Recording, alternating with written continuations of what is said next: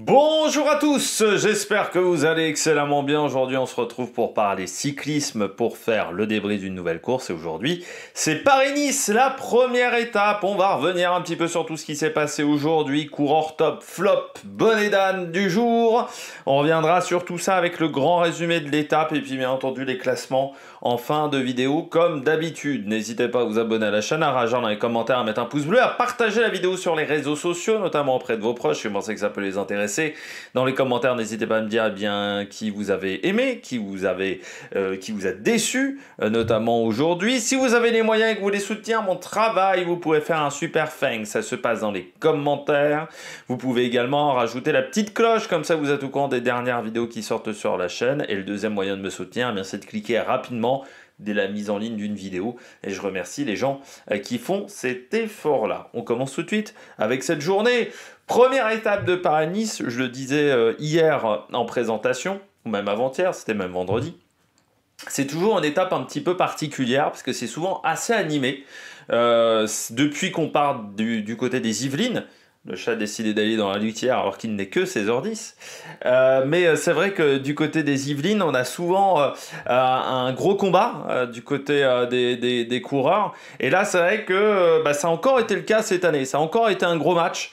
On a senti vraiment les coureurs étaient motivés pour faire la course, pour prendre des bonifications notamment. Mais pour faire un petit peu spectacle, il y a toujours énormément de tension du côté des coureurs. Et ça s'est bien ressenti encore cette année. Le résumé de la journée, eh bien, un groupe d'échappés qui s'est formé très vite. Pardon, j'ai eu un petit rototo très vite. Avec Taco Van Der Horn, Alexandre Delettre, pardon. J'ai fait un combo Vincent Delerme mais Alexandre Delettre, le coureur de la Total Energy désormais. Et puis il y avait Fernandez de la Cara Rural, Samuel Fernandez de la Cara Rural. C'est trois coureurs qui n'ont jamais connu une avance supérieure à la minute 30. Et à 75 km de l'arrivée, leur avance n'était que de 40 secondes avec une équipe Visma Leasebike qui était déjà à l'avant de la course, qui était déjà à l'avant du peloton, qui commençait quand même à faire un gros petit tempo à l'avant de la course. Et même ce qu'a dit Tim Merlier, c'était ça qu'il disait, parce que ça a été mal traduit par Alexandre Pasteur, mais c'était ça, il disait, bon, il y avait de la tension parce que la Visma était déjà à l'avant de la course à 75 bornes de l'arrivée. C'est-à-dire que, alors, je ne veux pas être méchant, mais dans ce cas-là, prenez quelqu'un pour traduire les interviews, parce que si moi j'ai réussi à comprendre que c'était une erreur de traduction, je peux vous dire que mon niveau en anglais c'est bac-1000, autant vous dire que tout le monde l'a compris, donc dans ce cas-là, autant ne pas traduire, ou prendre quelqu'un d'autre à la traduction, ou je sais pas, même le faire avec une IA, je pense qu'on arrivera à un meilleur niveau. Bon, du côté de cette échappée de 3 qui deviendra une échappée de 2, avec Taco Van Der Horn qui décide de lâcher à 62 bornes de l'arrivée. De toute manière, il roulait plus des passes. Taco Van Der Horn, il n'y avait pas suffisamment d'avance, il était pas content. Ce qui fait que ça a mis un petit peu la bérésina dans cette échappée entre Delettre et Fernandez, que Fernandez a attaqué. Et ensuite, Delettre a réussi à revenir sur lui. Ils ont encore été devant pendant une dizaine de kilomètres, ce qui a permis à Delettre de prendre encore les points du côté de la classement de la montagne, ce qui lui permet d'avoir le maillot à pois ce soir. Et puis l'échappée est reprise à 48 km de l'arrivée. Au même moment, une chute avec 3 coureurs de la Ineos, notamment Sheffield, Watson et Joshua Tarling. Une chute qui est due à une sorte d'îlot de chantier. Alors c'est pas vraiment un îlot de chantier, mais il y avait un petit chantier sur le bord de la route. Et en gros, ils se sont pris, vous savez, les petits plots en plastique, là, rouge et blanc, qu'on a sur les chantiers. Donc voilà, ils se sont pris ça. Alors qu'ils étaient déjà passés normalement à cet endroit-là lors du premier tour, mais voilà, ils étaient peut-être pas au même endroit dans le peloton, ils avaient peut-être mal repéré le parcours à ce moment-là. À 22 km de l'arrivée, alors que le peloton était complètement ensemble, le peloton était complet, eh bien Julien Alaphilippe décide d'accélérer. Au même moment, c'est Alexander Kristoff qui va être lâché, Julien Alaphilippe qui accélère tout simplement pour aller prendre les secondes de bonification, mais également surtout des points au classement de la montagne, même plus que des secondes de bonification. C'était pas encore là les bonifications, mais bien contré par Jorgensen, donc il ne passerait qu'en deuxième position dans cette montée. Derrière, alors qu'Alexander Kristoff est en train de revenir sur le peloton, grosse action dangereuse de la voiture de la Movistar qui s'arrête en plein milieu de la route. ce qui est extrêmement dangereux et ce qui a failli coûter un gros accident à Christophe et ses équipiers du côté de la Unoix. J'espère qu'il y aura un carton jaune du côté du pilote de cette voiture de la Movistar. On arrive donc aux bonifications. Narvaez, Jorgensen, Sheffield, McNulty décident d'accélérer à une dizaine de kilomètres de l'arrivée. C'est Narvaez qui prendra les 3 secondes de bonification devant Jorgensen et Sheffield. Et puis à 7 km 500 à peu près de l'arrivée, Skjelmose décide d'attaquer, part dans un groupe avec Joshua Tarling et Trentin, parce que c'était plutôt Tarling qui était le premier à attaquer dans ces 2 groupes-là.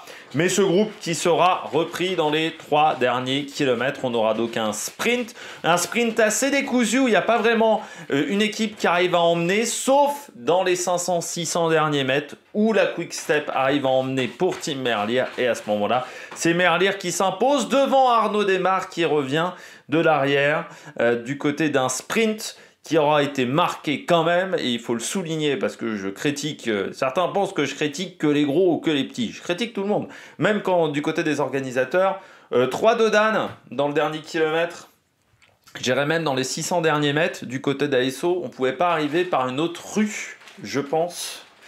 Voilà, ça me pose un petit problème. Alors heureusement, on a eu de la chance, c'est que ce n'était pas des dodanes trop prononcés, mais il y avait quand même 3 dodanes.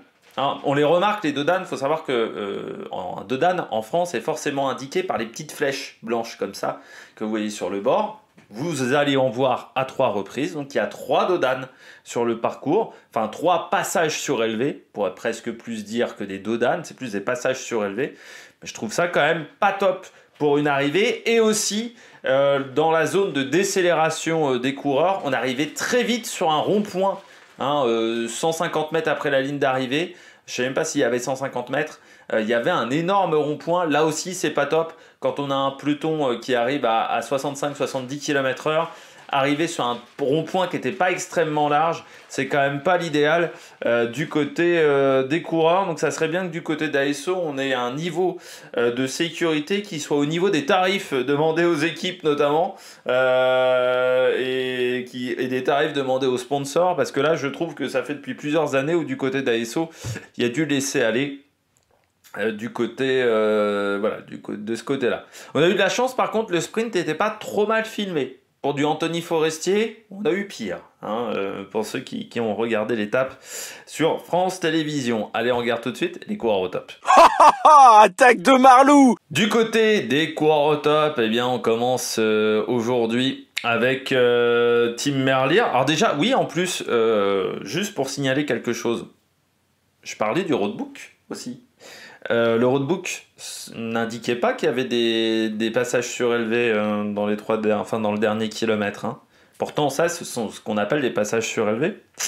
Pas top là aussi, le roadbook au niveau des indications d'ASO. Alors, je sais bien qu'ils n'étaient pas très prononcés, mais quand même. On va commencer avec Tim Merlier, donc du côté des coureurs top. Tim Merlier, c'est le meilleur sprinter de la liste de départ. En gros, il n'y a pas Milan. Il n'y a pas Philipsen non plus, il n'y a pas Olaf Koy, donc on se retrouve à avoir un Merlier qui est forcément est favori, mais c'est vrai qu'on pouvait se dire avec un final assez mouvementé, comme on le sait comment ça se passe désormais sur les premières étapes de Paris-Nice depuis plusieurs saisons désormais, on pouvait se dire est-ce qu'il passerait la bosse ? Est-ce qu'il ne serait pas mis en difficulté ? L'avantage c'est que cette année les bosses étaient quand même un peu moins pentues que ce qu'on a connu, surtout la dernière bosse était surtout moins pentue. Et puis Merlier, il sait extrêmement bien se placer et vraiment très bien économiser de l'énergie, parce que là, regardez où il est placé à l'amorce du dernier virage, il est encore assez loin. Alors il est quand même moins loin qu'Arnaud Démare et Fedorov, mais il est quand même assez loin. Sauf qu'il va retrouver un de ses équipiers qui va faire encore une fois un super boulot pour le replacer. On notera également le travail qu'a fait Van Wilder à un moment pour se mettre dans la roue de certains coureurs, notamment c'était Tobias Foss je crois à ce moment-là, qui attaquer à l'avant du peloton. Et oui, Van der Berge, qui l'a extrêmement bien replacé dans le final. Ce qui permet à Tim Merlier de s'imposer. Van der Berge a encore fait un gros boulot pour le replacer aux alentours des 500 mètres. Tim Merlier anticipe un petit peu son sprint, mais c'est un petit peu une habitude désormais du côté de Tim Merlier. On sait qu'il est capable de sprinter longtemps, surtout en début de saison. Et il s'impose, mais alors avec quand même 2 vélos d'avance, quoi. Il y a une marche sur ses adversaires qui est assez impressionnante. Donc demain, ça va peut-être être compliqué pour certaines équipes d'aller venir collaborer avec la Soudal Quick-Step, parce qu'en réalité, les chances de battre Tim Merlier ne sont pas énormes sur l'étape de demain. On peut déjà dire qu'il est un petit peu archi favori, Tim Merlier. Et c'est vrai que là, aujourd'hui, gros travail de replacement de Bert Van der Berge, qui l'a vraiment super bien replacé. Et puis derrière, Tim Merlier, il a fait le job au niveau du sprint. Mais on voit qu'il a quand même progressé également un peu dans les bosses, je pense, cet hiver. Parce que dans le final, il a absolument pas perdu sa vitesse. Il semblait absolument pas éreinté physiquement. C'est vrai que quand on compare, on va dire même l'interview d'arrivée de Tim Merlier et l'interview d'arrivée d'Arnaud Démare, qui n'ont pas été faites totalement au même moment, vous voyez un Arnaud Démare plus fatigué qu'un Tim Merlier qui a fini son sprint, je dirais pas en roue libre, mais pas loin du côté du coureur belge. Vous voyez même, ça a été repéré par Laurent Jalabert, mais c'est vrai qu'il annonce tout de suite sa victoire. Peut-être 5 dixièmes, une seconde après avoir passé la ligne d'arrivée. Donc je pense qu'il n'était pas à 100% Tim Merlier. Il a surtout fait un gros travail de placement aujourd'hui, ce qui a très très bien fonctionné du côté de cette Soudal Quick-Step. Deuxième coureur top quand même, Arnaud Démare. Belle deuxième place du côté d'Arnaud Démare. Pas super bien emmené par son équipe. Il l'a bien signalé dans son interview d'après-course. Il a dit collectivement, c'était pas mal. Bon, on est capable de faire encore mieux. C'est vrai que Florian Sénéchal et Scottson sont à l'avant du peloton, sauf que lui, il n'est pas dans leur roue. Et c'est là le problème, c'est qu'Arnaud Démare, en fait, c'est absolument pas servi du travail de ses équipiers. C'est presque même plus Fedorov qui a servi de poisson pilote à Démare que Sénéchal et Scottson. C'est un petit peu problématique. Donc ça, c'est pas l'idéal. Et de toute manière, je pense que c'est Sénéchal qui est 4e dans la file des coureurs. Il s'écarte sans passer de relais. Donc ça veut dire qu'il était déjà à bloc à ce moment-là. Donc comme l'a très bien souligné Arnaud Démare, il a dû faire un petit peu seul dans le final. Trop loin à la borse du dernier virage. Il est quand même bien remonté par Fedorov. Mais Fedorov, qui a été son ami pour le replacer, sera son meilleur ennemi pour le bloquer, parce qu'en fait, il a mis beaucoup de temps à trouver l'ouverture derrière Fedorov, il est un peu coincé par Fedorov.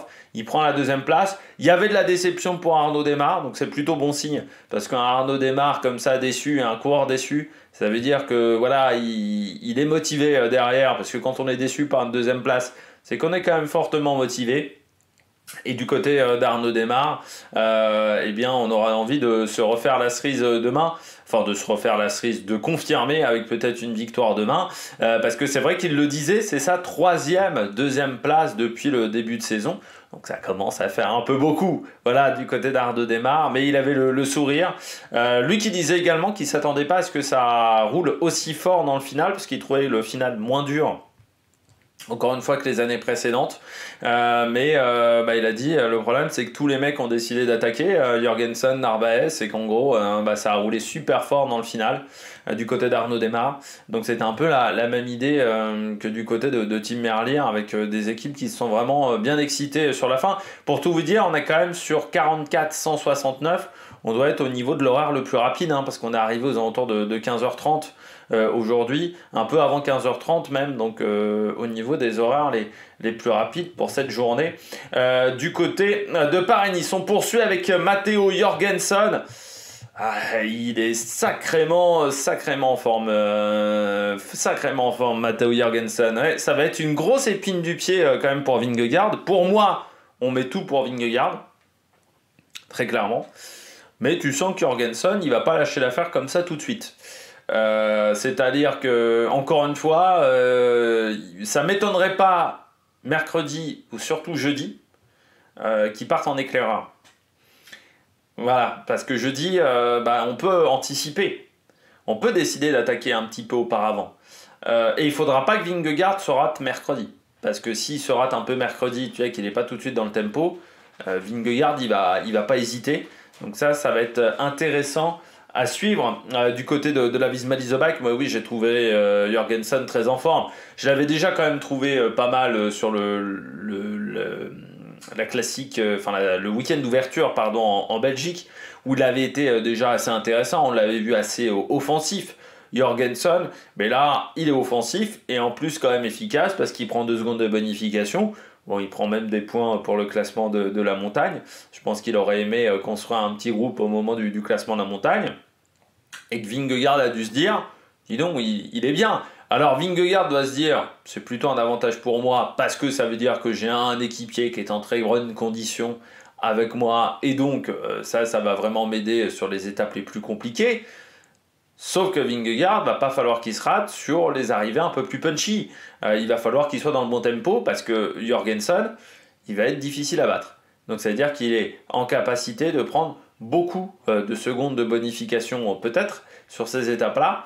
Et ça pourrait changer la donne du côté de la Visma Leasebike. Après, on part du principe aussi que les deux arriveront ensemble sur le contre-la-montre à Nevers.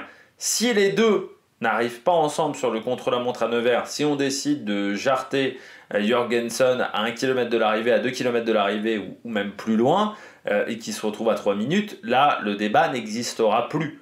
Mais à partir du moment où, pour le moment, je pars du principe que les deux finiront ensemble sur le contre-la-montre à Nevers, il va falloir quand même se défaire de cette épine du pied. Jorgensen. Surtout que lui, il connaît très bien la course. Il l'a gagné l'an dernier et il l'a souvent faite également à l'époque de la Movistar. C'était une course qu'il aimait bien, même à la Movistar, où il avait fait des top 10 en tout début de carrière. Il connaît en plus très bien les routes françaises. Aussi Jorgensen, donc va falloir réussir à se défaire de ce coureur. Et puis je termine avec Tudor. Ouais, course animée par la Tudor, surtout la dernière heure et demie de course, très animée par la Tudor, je dirais même plutôt la dernière heure de course. On a vu notamment beaucoup Julien Alaphilippe. On termine avec une 3e place du côté de Dainese. On a vu également Mark Waller catapulter Julien Alaphilippe. On a eu Matteo Trentin également qui était dans le bon premier groupe. Storer est dans le bon peloton, donc est toujours à 0 secondes.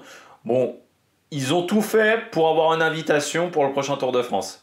C'est-à-dire que leur manière de courir, pour moi, c'était vraiment pour avoir l'invitation sur le prochain Tour de France. Catapulter Julien Alaphilippe pour qu'il aille chercher des points du côté du classement de la montagne. Ça ne m'étonnerait pas même qu'on revoie Julien Alaphilippe offensif pour aller chercher des points du côté du classement de la montagne et que ce maillot à poids soit peut-être un objectif important du côté de Julien Alaphilippe. Oui, il va falloir faire très attention parce que cette équipe a envie d'avoir une invitation et elle le montre. Elle le montre très bien.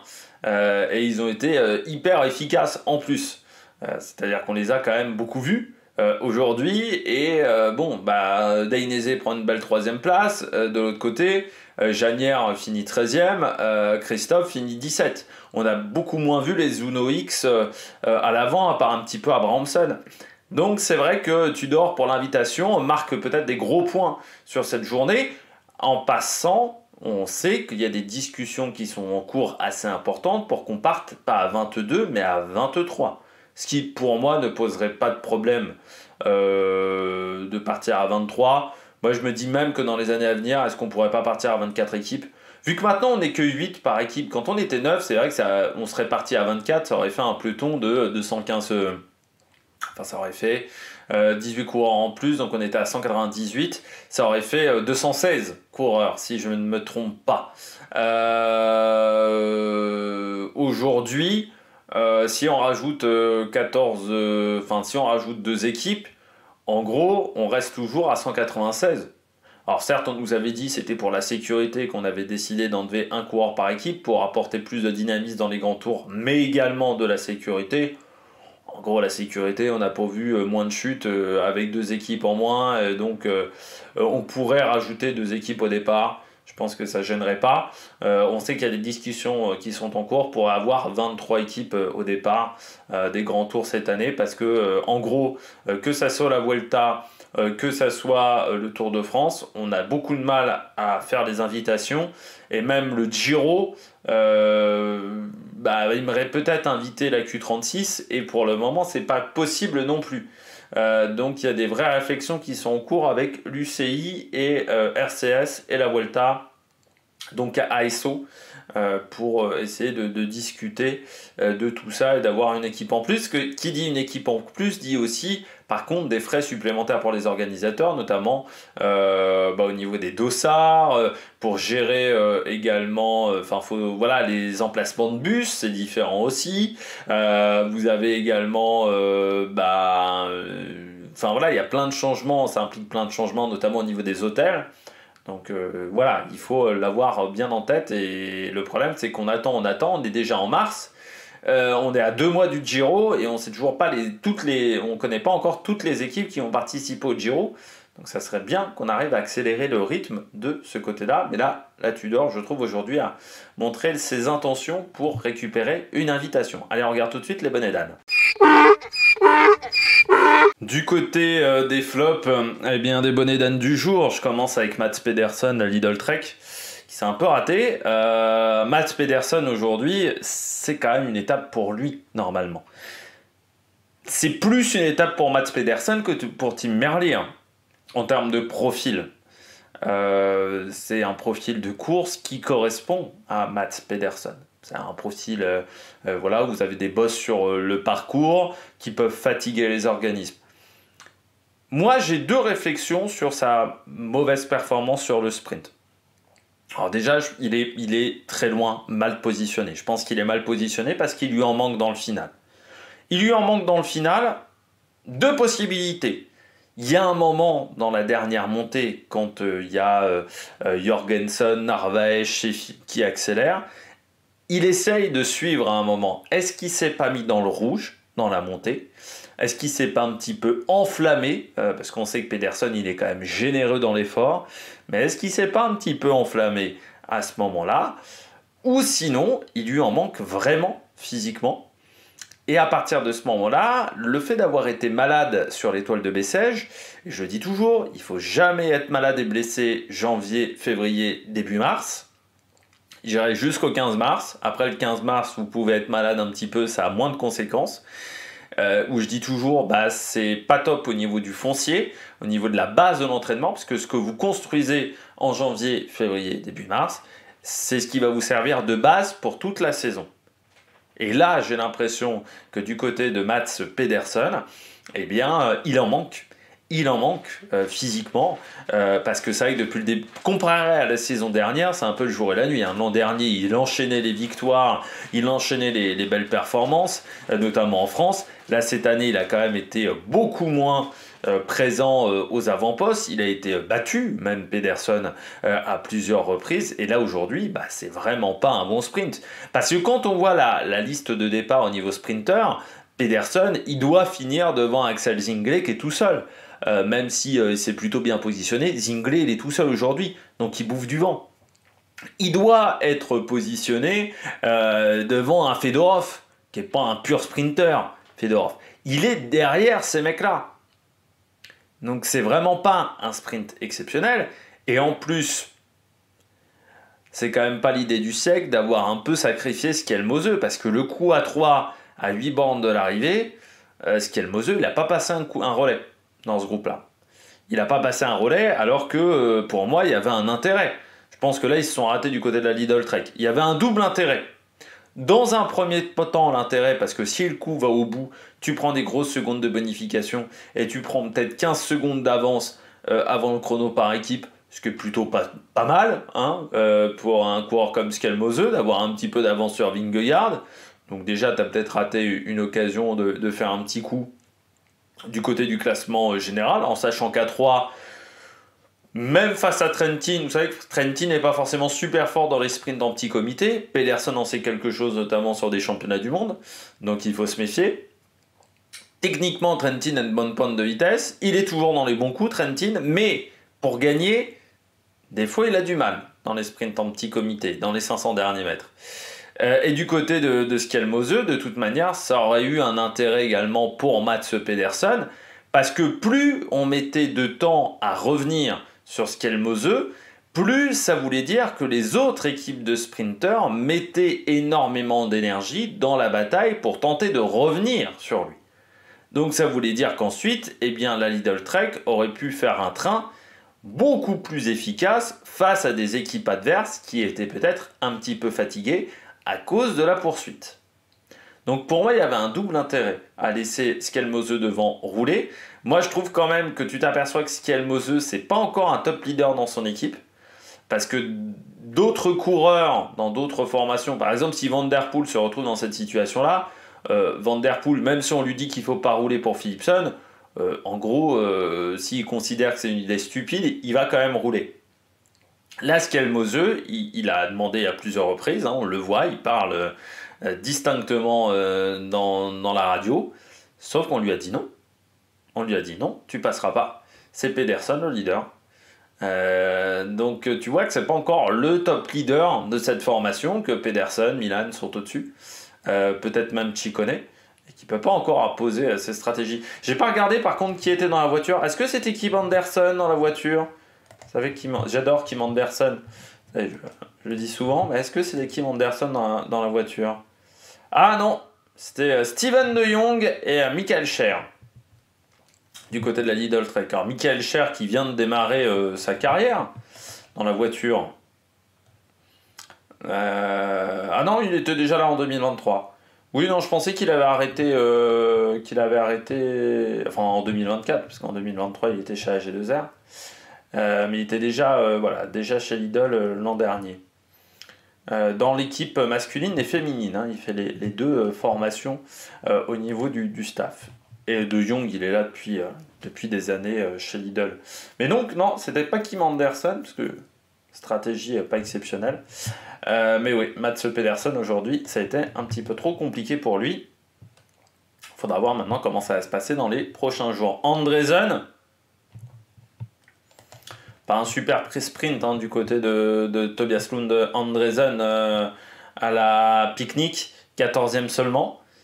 Mais après, j'ai envie de dire, est-ce que vous avez vu beaucoup de coureurs de la pique-nique dans le final? C'est-à-dire que ce matin, Warren Barguil, il dit tous les jours, on va faire comme si c'était une classique. Une classique, ça se gagne pas tout seul. Une classique, ça se gagne avec un effectif solide et avec des équipiers. Donc il y a un moment, Warren Barguil de Gangol, faut être présent dans le final. On n'a pas vu le maillot de la pique-nique Postelal, qui est pourtant un petit peu visible avec les liserés orange. On ne l'a pas vu. Donc c'est quand même un petit peu dommageable du côté de cette équipe. Moi je pense qu'aujourd'hui il fallait miser sur Andresen, parce que sur un sprint comme ça, Jakobsen, c'était pas une assurance tout risque. Mais après il faut l'entourer, Andresen. S'il est complètement seul, il ne peut pas faire de miracle. Donc c'est surprenant, et c'est vrai que Picnic fait quand même pas un énorme début d'année, parce qu'en gros, à part Bardet, il n'y a pas eu grand chose à se mettre sous la dent. Casper Van Uden a été moins efficace, Andresen et Jakobsen ne sont pas non plus sensationnels, même si je crois que Jakobsen, il y a eu un top 5 ou qui traîne par là, mais il en manque un petit peu du côté de la pique-nique Postelal. Quand on voit derrière comment Uno X, par exemple, ou la Cofidis n'a pas été mauvaise, ou Astana, qui fait quand même un gros début de saison, il va pas falloir continuer à se rater trop longtemps du côté de cette équipe.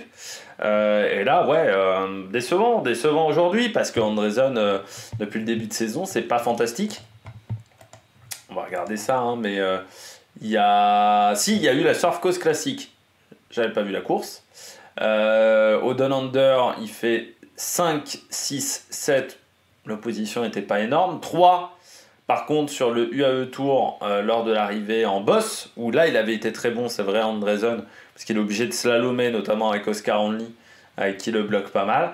Bon, 14e aujourd'hui. Alors, il faut savoir que c'était sa première course depuis l'UAE Tour. On sait que parfois, c'est un petit peu compliqué la remise en route après une course en Australie ou une course aux Émirats. Il y a des coureurs qui ont un peu plus de mal à se remettre dans le rythme. Mais là, un petit peu déçu par le coureur de 22 ans. Mais encore une fois, il aurait fallu qui sont entourés. Et puis pareil pour Yuri Letao, le coureur de la Cara Rural. Il faut découvrir la course du côté de la Cara Rural. Il va falloir prendre un petit peu ses repères. C'est que c'est un effectif qui connaît extrêmement bien le calendrier espagnol. Par contre, Paris-Nice, c'est leur première participation. Ça s'est fait un petit peu à la dernière minute. L'invitation est arrivée il y a une dizaine de jours. Peut-être que c'était pas prévu non plus dans leur calendrier. Ils avaient demandé l'invitation, mais ils s'attendaient pas à être sélectionnés.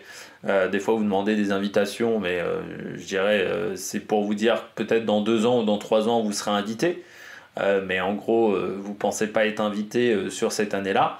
Et je pense que ça a été un petit peu la surprise du côté de la Cara Rural. Donc peut-être qu'on n'avait pas forcément prévu cette épreuve-là. Donc on n'a peut-être pas forcément repéré correctement les différentes étapes aussi. Donc peut-être qu'on a eu du mal à se placer correctement du côté de l'Etao. Mais c'est dommage parce qu'aujourd'hui, je me disais, l'Etao, ça peut être une carte intéressante si devant les équipes de sprinters sont un peu désorganisées. L'Etao, qui est capable de faire des sprints très longs aussi, comme Merlier, il peut peut-être se servir de ça pour faire un petit peu ce qu'il avait fait à la Classica de Almeria et réussir à s'échapper. Et puis ça reste quand même un sprinter intéressant, le Portugais.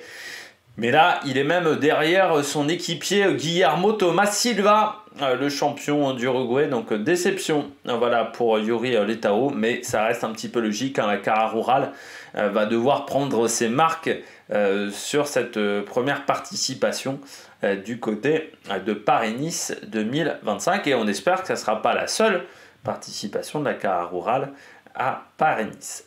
Allez, on regarde tout de suite les différents classements. On regarde tout de suite le classement de cette étape, le classement aujourd'hui de cette journée de compétition. Eh bien, le vainqueur aujourd'hui, c'est Tim Merlier, donc qui s'impose devant Arnaud Démare et Alberto Dainese.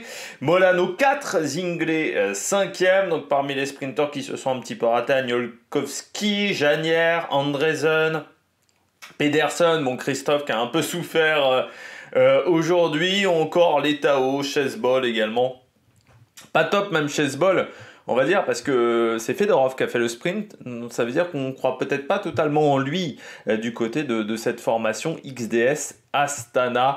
Assez peu de coureurs ont fini avec du retard, il faut aller à Campenart, donc 139e. Donc il y a une grosse quinzaine de coureurs qui n'ont pas fini dans le temps du peloton. Du côté du classement général, c'est Tim Merlier qui est en tête avec 4 secondes d'avance sur Arnaud Démare. Narvaez 3e, Dainese 4, Jorgensen 5. Du côté de ce classement, c'est intéressant quand même pour Jorgensen d'avoir des secondes, on va le voir un petit peu plus tard. Merlier, donc devant Arnaud Démare et Dainese du côté du maillot vert. Le classement du maillot de la montagne, c'est Alexandre Delettre qui a pris 6 points aujourd'hui devant Samuel Fernandez et donc Jorgensen. Julien Alaphilippe lui a marqué 2 points lors de la dernière difficulté du jour. Le maillot blanc est emmené par Magnus Sheffield devant Fedorov et Van Dijk. Mais tout le monde est toujours assez proche du côté du classement général. Eh bien, vous voyez que c'est Astana, enfin du classement par équipe, pardon, c'est Astana qui est devant la team Total Energy, la Bahrain Victorious, Arkea, Intermarché. Mais le fait qu'un coureur de la Visma ait pris des secondes de bonification, ça peut avoir un intérêt parce que, imaginons que du côté de la Visma, on finisse à la fois avec Vingegaard et à la fois avec Jorgensen. C'est Jorgensen qui serait maillot jaune et pas Vingegaard. Donc il faudra voir comment ça va se passer. En sachant que ce classement par équipe, on l'étudiera avec beaucoup d'attention demain, vu que techniquement c'est ce classement qui permettra de se baser sur l'ordre de départ du contre-la-montre de Nevers-Manicourt, à part s'il y a un changement de règlement de dernière minute, comme on a vu notamment du côté de certaines épreuves où le contre-la-montre n'était pas basé sur les résultats de la veille. Je pense notamment au UAE Tour. On a eu des petites surprises de ce côté-là. Bon, j'espère que vous avez aimé cette vidéo. N'hésitez pas à vous abonner à la chaîne, à réagir dans les commentaires, à mettre un pouce bleu, à partager la vidéo sur les réseaux sociaux, notamment auprès de vos proches, si vous pensez que ça peut les intéresser. Nous, on se retrouve donc demain matin, présentation de cette étape du côté de Paris-Nice, de l'étape 2. Ce soir, présentation de Tirreno Adriatico et de la première étape. Et puis on va essayer de faire le biathlon également. Mais alors là, je ne promets rien du côté de biathlon. On aura Paris-Nice, Tirreno le biathlon, Inch'Allah, si on arrive à tout faire en temps et en heure. Allez, ciao ciao du côté de l'Amérique Production.